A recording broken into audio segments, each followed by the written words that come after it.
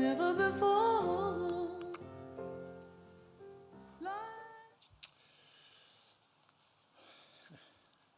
Good afternoon, ladies and gentlemen. We welcome you as family and friends, standing with Pam and the wider family in our grief, but also as we celebrate the life together of Lindsay Alfred Baker. We also welcome those who might be watching online, and I know the family is also grateful for your love and the contact that you've offered in the last couple of weeks, despite the distance and your own health challenges for some of you. So welcome to you as well. Today we will share stories and significant moments, certainly through words, through music and through images. But we also know that words in these brief moments in these images only just scratch the surface. It's difficult to capture such a life that Lindsay has lived, such the generosity that he has lived with. But they do serve as a reminder that we are invited to continue to share our stories. We are invited to continue to use his name, to remember those moments that we treasure and that we value and hold on to. And we stand together when we need comfort and give thanks too for the time that we shared with joy and in joy together. My name is Simon Riston. I am a minister with the Churches of Christ. A number of people have asked me if I've come out of retirement. No. I wish I wasn't retired. I wish I was retired, but that's another story. And I was Pam and Lindsay's pastor for several years, which was a great privilege and honour as well. And I also count it as an honour and a privilege to stand here with you. This is a sacred time, a sacred moment. And it's a sacred moment that you've chosen to set aside as well and to be here with the family as their friends and extended family, which I know Pam deeply appreciates. To Pam and to your children, to Brett, deceased, to Cara and Josh as well, to Dale and Kirsty, to Susan and Rod, to Lindsay's siblings and his family, to his brother, Don and Glennis, Lila and John, Val and Kevin, who's also deceased, to Lynn and Gordon, and to their families. And also to his 9 grandchildren, whom I know he absolutely adored and loved, to Georgia and Christopher and James, to Jody, Cody, Ella and Amy, and to Luke and Hugh. We express our love and our sympathy to all of you as family. We honour you for the love and the care that you have all demonstrated, and giving thanks for the joy that you also have shared with Lindsay and with so many others. We gathered earlier to lay Lindsay's physical body to rest, recognising that for Lindsay, there's no more struggle, there's no more frustration. And this action isn't to dismiss or ignore our grief, but is part of the process in acknowledging the grief that we're working through, the valley that we're walking through. Recognising too that our lives have been profoundly changed forever. We also know that we want to celebrate Lindsay's life, even as we struggle and wrestle with the grief that we might be feeling. We want to celebrate the years that we have had together, the moments, and as I said earlier, the moments that have been shared and the memories that other people will share will spark memories for you. Enjoy those memories. Celebrate those memories. As much as we're grateful for the years spent together, we're also overwhelmed by the years we won't have. But there is much to give thanks for, even as we struggle to come to terms with the finality of Lindsay's life.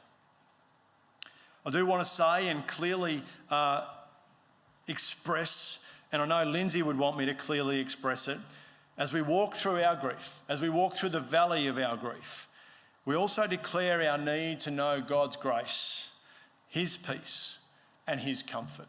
And I know too that's significant for Pam and Lindsay throughout their life. There are some days too that we can prepare, as we have done today, for the sadness and the loss that we feel.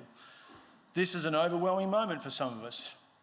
But it's also on a birthday, an anniversary, Christmas, or other significant events. There are other days that grief will simply take us by surprise and overwhelm us. We'll feel it when we're driving home, or next we go to have a cuppa and Lindsay's not there. When we get up in the morning, when we plan holidays, or in the quiet moments when it simply takes our breath away. Grief will come when we hear a song, look at a photo, or hear a phrase that might remind us of Lindsay. These two are reminders that our lives are marked by meaning, acceptance, comfort, and ultimately, they are marked by love of one another. They are moments that invite us to give thanks for Lindsay's influence, his generosity, and for the days that we have left together. Our grief has no shame, no fear or embarrassment because it expresses our love as we remember someone who has been described as a real gentleman, a quiet achiever, a beautiful person who would simply get on with life. It is in our grief too that we encounter a living God who walks with us, even if we don't, can't, or are unwilling to recognise him. The hope that Lindsay and Pam shared in Jesus doesn't dismiss or ignore, as I've said, or brush aside our grief, but comforts us through it, in the midst of it. The Gospel of John in chapter 11 says, Jesus declares, "I am the resurrection and the life. Those who believe in me will live even though you die, and whoever lives and believes in me will never die." Would you pray with me? Loving God, you are the source of life, and may your life-giving Spirit flow through us and fill us with compassion for one another. And in sorrow, give us the calm of your peace. Kindle us in hope, and let our grief give way to joy through Jesus Christ our Lord. Amen. We're going to take a moment to pause here. I invite the grandchildren to come forward and light a candle each in memory and honour of Lindsay.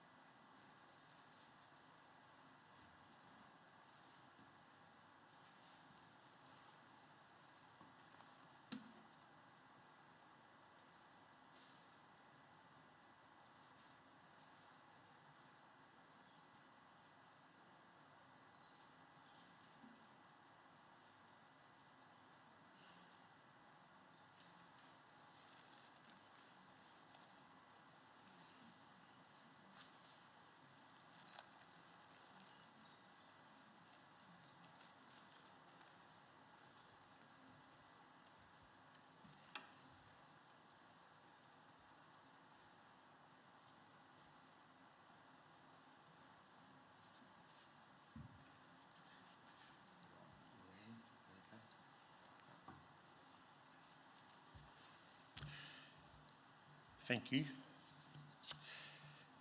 One of Lindsay's sons, Dale, is going to play just a piece of memory on his guitar before he shares a few words. Thanks, Dale.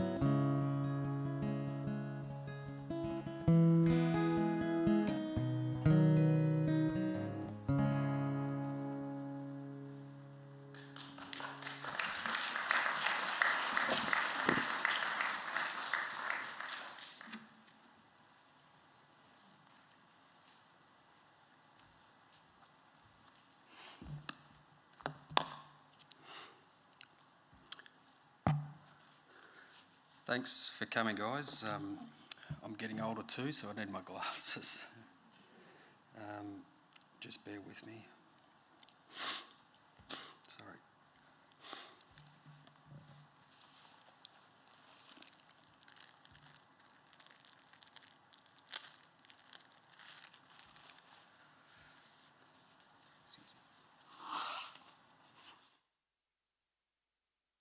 My apologies. Dad was a well-respected, kind man that taught me integrity. Do the right thing even when no one is looking. He always did the right thing. I get the feeling he'd want me to thank everyone for coming here today, so thank you, and for those people watching online. The Baker family are good people he installed in me at a young age, which is a message I've passed on to my boys now. He was a great dad and always there when you needed help, except on Saturdays when he was playing sport to get away from us.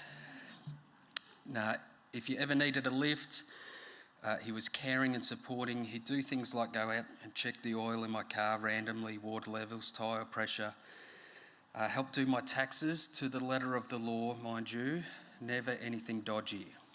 There's no point, he'd say, cheaters get caught out. He didn't drink, smoke or swear, and I'm aware of the old saying that don't trust a man who doesn't enjoy a drink, but you could trust my old man, no end. Trustworthy as. He liked to laugh too when he could. Around the right people, I remember he could do a dorky dance at the drop of a hat just to get some laughs, or just to embarrass us as teenage kids. He was a great sportsman for Tigers, tennis, basketball. He had trophies galore. He was a life member at many of these clubs. He was skilled and determined. He used to tell me when I was young, there are more boxes of trophies in the ceiling, Dale, as there's too many for the lounge room, mate, with a cheeky smile. He was a tough centre-half back. I heard from someone, I think it was one of the Dumasney boys from Pimpernio, that one day they moved him from the back line to the forward line and he kicked 11 straight. 11 points, that is. Like a true backman. Perhaps he didn't get best on ground that day, but to Dad's credit, scoring 11 points ain't bad, and I reckon it must have been windy that day. And golf. Plenty of golf trophies, I know that for sure.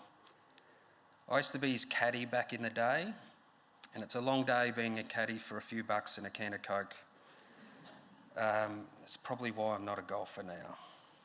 Funny story though, he used to practice at the golf course very close to where we used to live, and he always made me stand at 90-degree angle from where he was hitting to save me from being hit.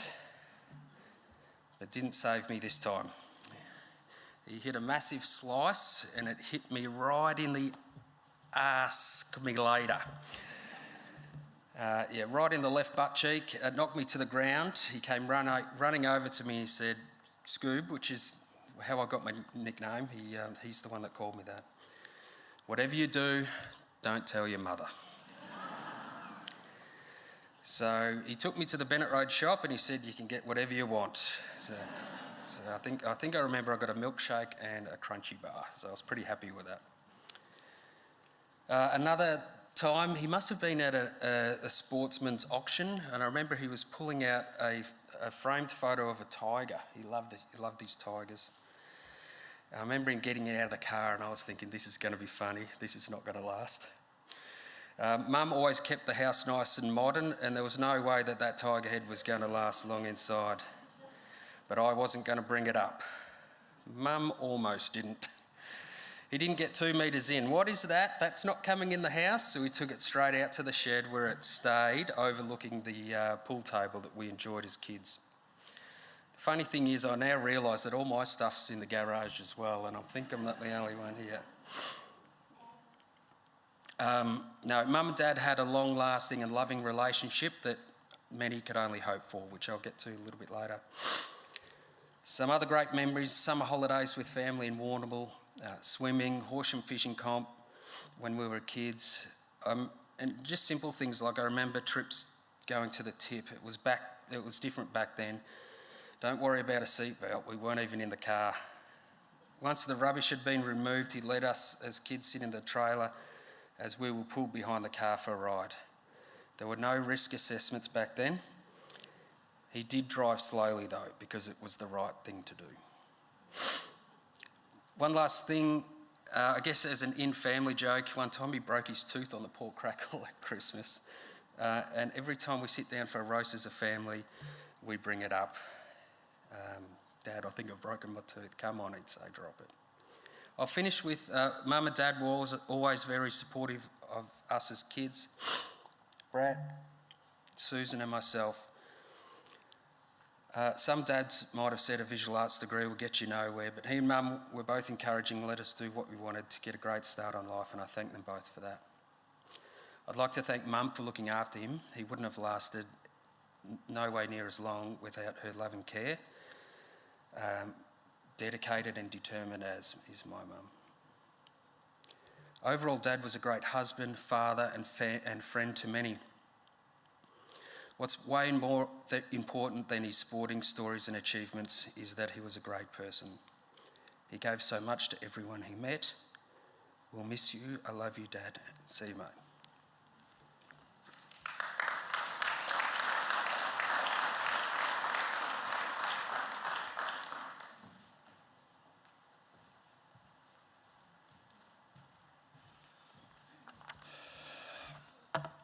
I've been asked on behalf of Pam to read some of the other highlights and some of the moments that are significant for Lindsay and the family too. So Lindsay was born in Horsham and he was the second son of Alf and Jean Baker of Pimpernio. His siblings Don, Lila, Val and Lynette. The freedoms and liberties lived out by Lindsay and the Baker family, the wider community, give us so much reason for joy and thanksgiving for Lindsay's life. Lindsay went to the Pimpernio Primary School where he would ride by push bike with Val's side saddle. You can't do that anymore either. They would ride for 3 miles or 4.8 kilometres along the Western Highway. Lindsay loved his camping, freshwater fishing and hunting, all of which ran deep in the Baker family's DNA. Lindsay also collected bird eggs by climbing trees barefoot. These experiences and many of the others were often with his partner in crime and lifelong friend, Edwin Bartlett. They even sat at a 2-person desk at school together. The story goes, and I'm sure Edwin would love to tell you other stories about it too, Lindsay would help Edwin with mathematics because that was ease and often got high marks in that, which often the mathematics and numbers would lead Lindsay to a bright future in banking and accounting, where Edwin apparently reciprocated by helping Lindsay with spelling and grammar. So they helped each other out in school. After primary school, Lindsay attended the Dimboola Memorial High School. There's no note whether he rode his push bike that far or not, but he left after Form 4, which is now Year 10.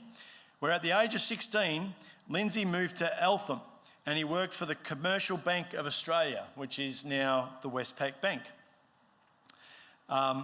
One night, and he had private board down in Melbourne. One night he returned home to find the landlord had rented his room out for the weekend. So Lindsay, after that, returned to Horsham and then he continued working in the bank for several years. It was during this time that he met Pam, who had admired him from afar. They were married on January 29, 1972, just celebrating 54? Yep, 54 years together. I asked because my maths isn't as good as Lindsay's. Lindsay was living in Robinvale for some time. He was promoted there as the youngest bank accountant in Victoria. And before their marriage, he would travel every weekend to be with Pam. Isn't that sweet?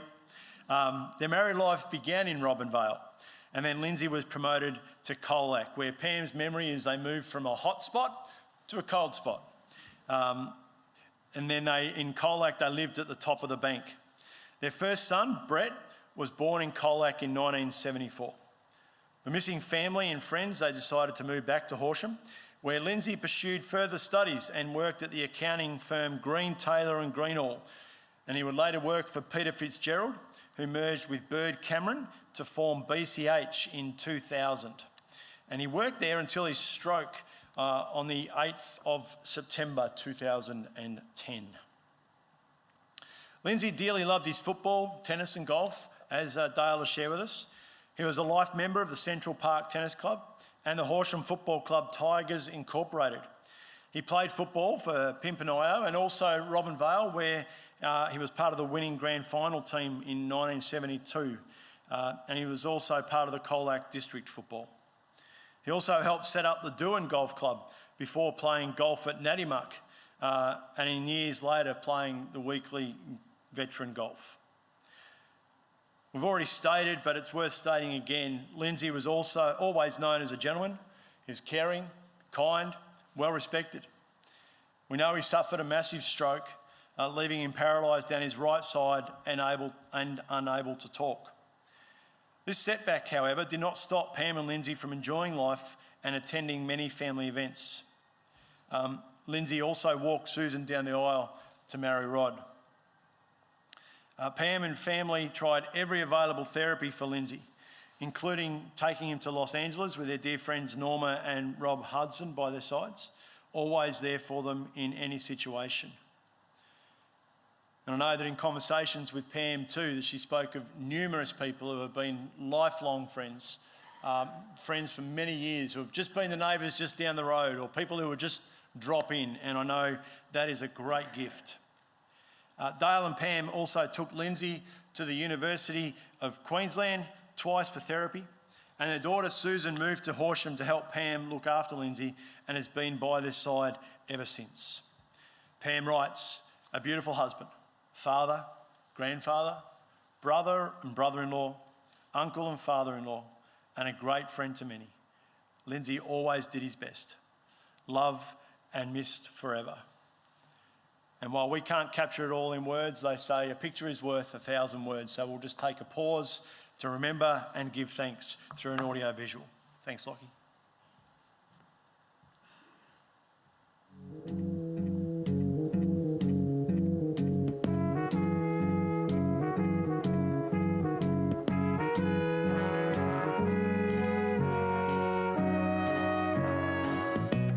Where it began,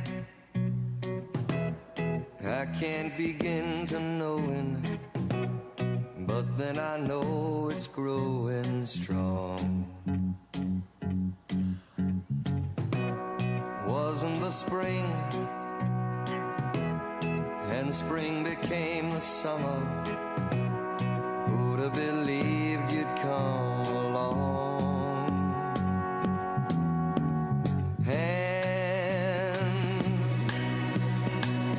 Touching hands, reaching out, touching me, touching you.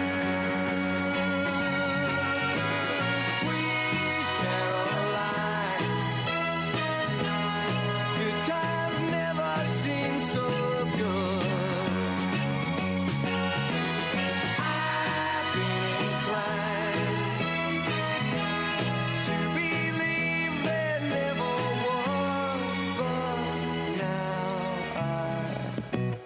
look at the night, and it don't seem so lonely. We fill it up with only two. And when I hurt, hurting runs off my shoulders. How can I hurt when holding you?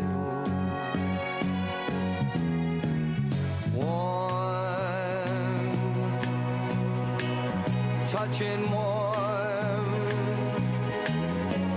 reaching out, touching me, touching you.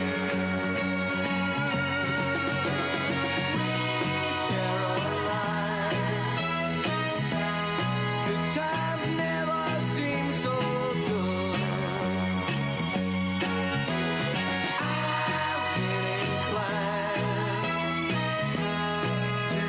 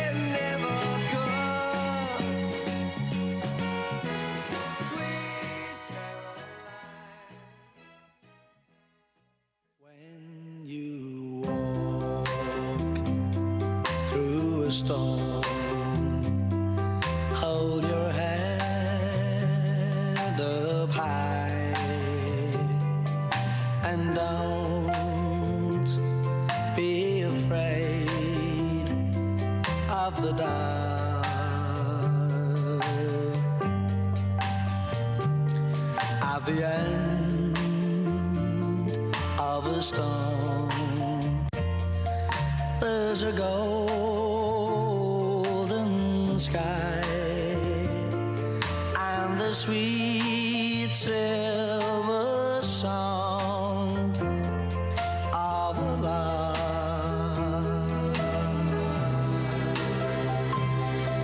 Walk on through the wind, walk on through the rain, for your dreams be tossed and blown.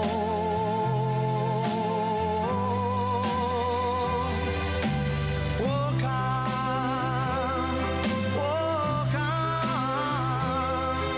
with hope in your heart, and you'll never walk alone.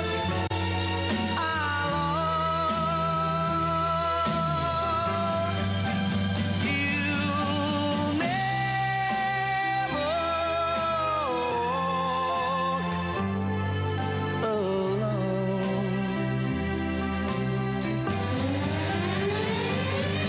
walk alone. Walk on with hope in your heart, and you'll never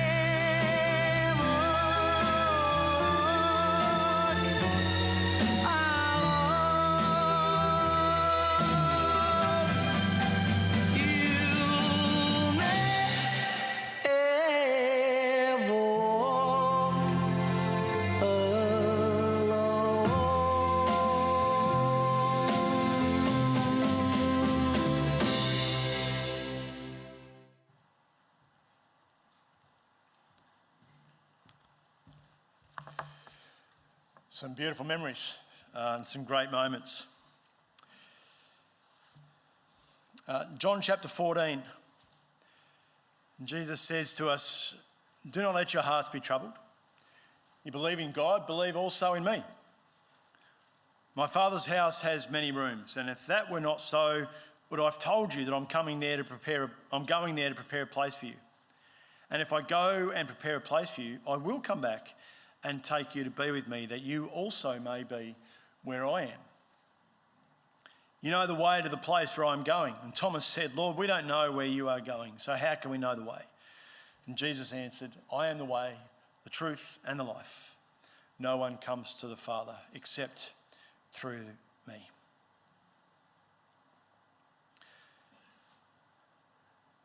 As I read this text, I was reminded of the joy that I always felt and that Pam and Lindsay always gave to me. They would sit up the back row on a Sunday morning, and it was always it brought a smile to my face, because I would often hear Lindsay before I see him, because people would obviously walk up to him and, say, "G'day, Lindsay," and he wasn't one to hold back. He'd give them a big grunt and a big thumbs up, or I saw a photo of them pointing the finger, and he'd point the finger at them. And I thought, oh, what a great joy. Because I think in my mind there's a great sense where it would just be easier to shrivel up into a ball, wouldn't it? And yet Pam and Lindsay refused to. And so it always brought a smile to my face when I heard him greeting other people. And I was always humbled that he would give me the thumbs up, like I was a long-lost best friend that knew everything, as I approached the back seat or go and see them over a cuppa. Probably the only time I didn't see Lindsay with that grin on his face, or that he was unhappy to see me, was if I mentioned how much better Collingwood was than Richmond. But it wasn't just the greeting, was it? It was the space that he and Pam created together. And I'm sure, I only experienced Pam and Lindsay's life since Lindsay's stroke. So, that's my experience. And I'm sure many of you have plenty of other stories of space created for family and friends. And obviously, just through the photos, that's obvious.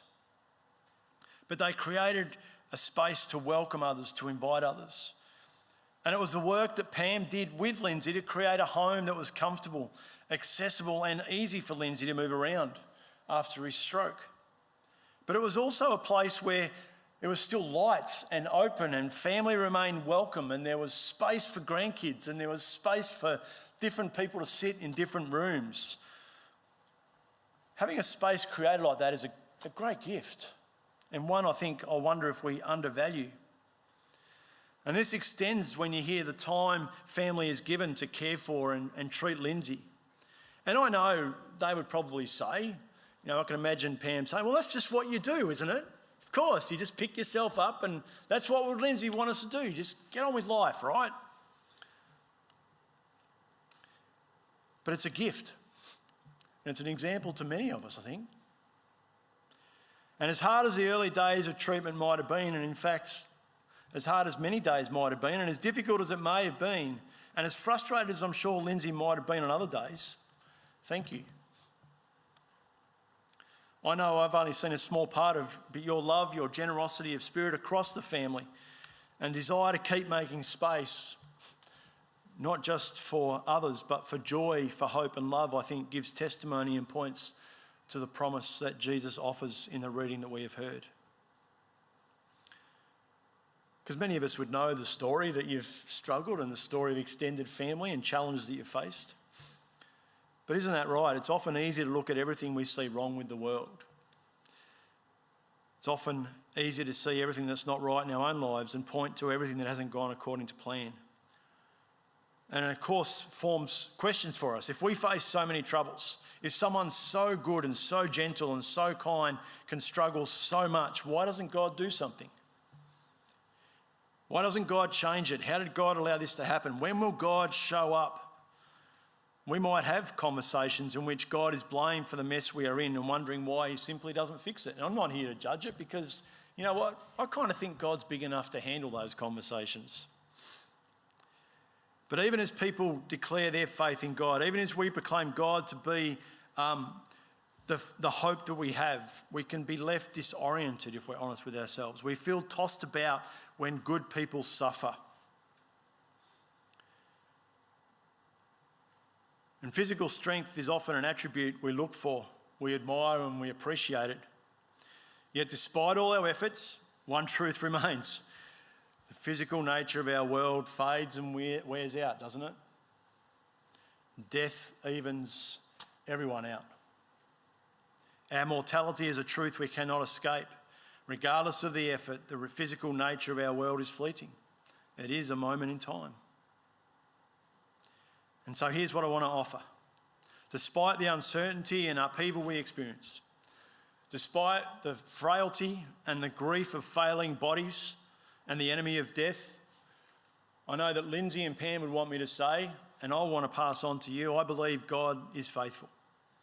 There is the invitation to know something more, someone beyond what we can see, beyond what we experience, and beyond our limitations. There is the hope, the promise and comfort of a place with Jesus. And even more than that future promise is the promise that Jesus is amongst us. He makes his place with us and for us. And it's a place he makes for us in the midst of tragedy and heartache, grief and joy, confusion and despair. God is at work. It is hard to see and comprehend, but it is a promise I fully believe in, and I know it's a promise that Pam and Lindsay fully believed in as well, and they'd want you to know about it. There is hope that sustains and strengthens us through our most difficult circumstances. God is present. Through our darkest moments, our darkest days, God is here. Even if we can't see, acknowledge, recognise, God is there. There is nothing on earth that can compare to the hope in God. Whatever the struggle, God's love and goodness are with us. Regardless even of our experience or belief, God promises to be our refuge, our strength and our help. He is the one who prepares a place for us. God is our provider, our salvation, our healer. And there is a hope and a confidence for all who proclaim Jesus as Lord that we will enter his presence because of the goodness of his love and grace, and because he has prepared a place for each of us. And with that love and grace in mind, thanks Glenda, I want to invite you to stand and sing with me the 3 verses of Amazing Grace. Please sing with me. For those of you who can sing. Even those of you who can't sing with me. I half expected a bit of a sing-along with Sweet Caroline, actually. I was waiting for the crowd to stand up and, bump, bump. Anyway, Amazing Grace is what we're singing. A great song of declaration, a great song of beauty and wonder, a great song of remembering of all that God is and all that God has done. Would you stand with me?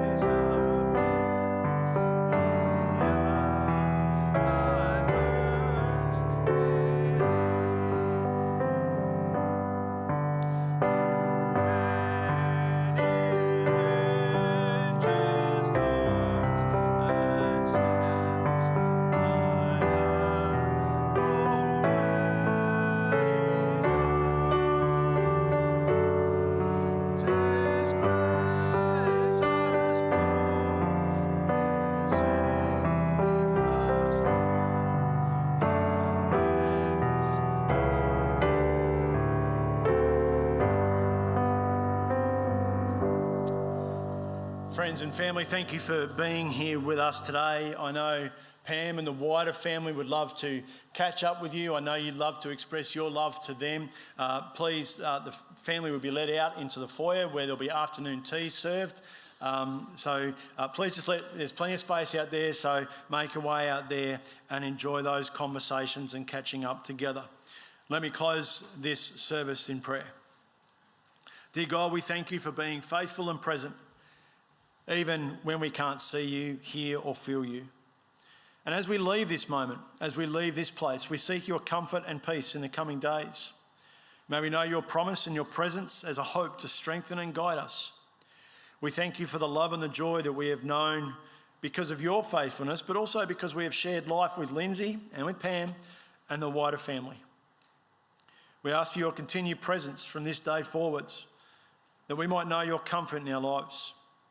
May we remember your goodness, your faithfulness and provision as we continue to seek to honour Lindsay's life, love and legacy. Friends, may the Lord bless you and keep you. May the Lord make his face to shine on you and be gracious towards you. The Lord turn his face towards you and give you peace. Amen.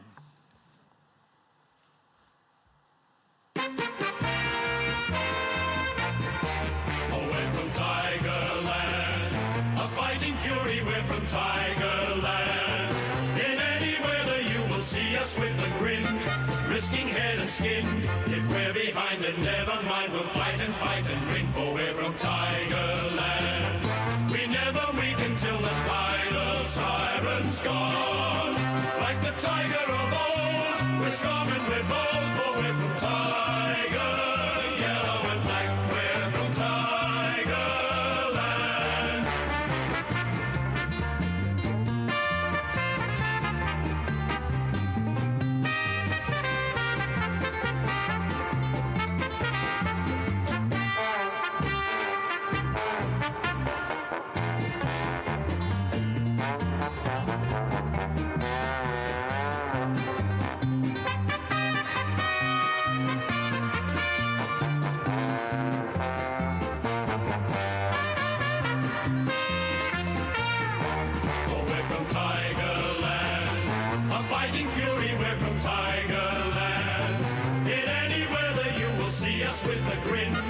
risking head and skin.